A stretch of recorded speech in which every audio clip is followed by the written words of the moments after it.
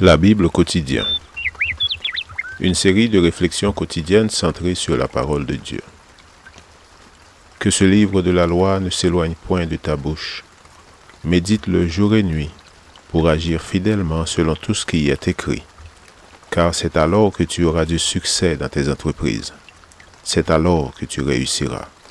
Josué chapitre 1, verset 8.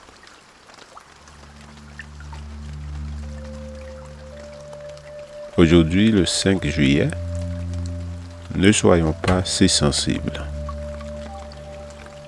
Lui qui m'assaille comme par une tempête, qui multiplie sans raison mes blessures, qui ne me laisse pas reprendre mon souffle, car il me rassasie d'amertume.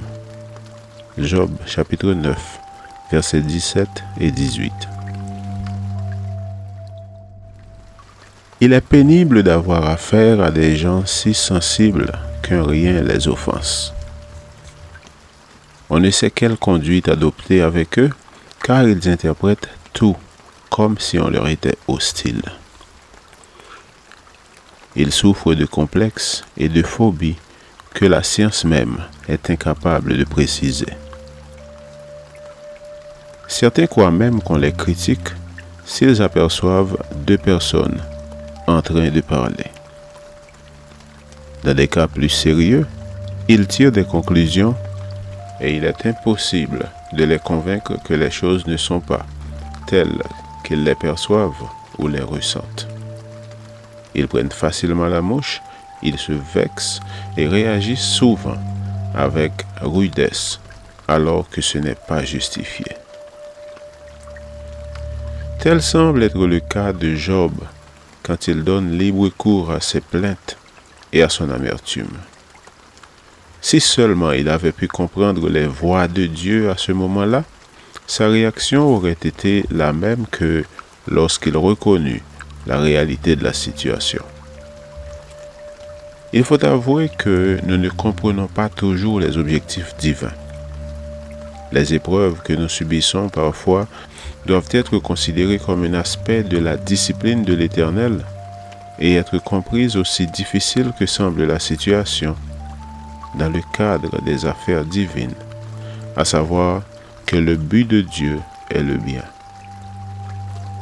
Les peines peuvent être comparées au velours sombre qu'étalent les joailliers sur leur comptoir pour faire ressortir la beauté d'un bijou précieux.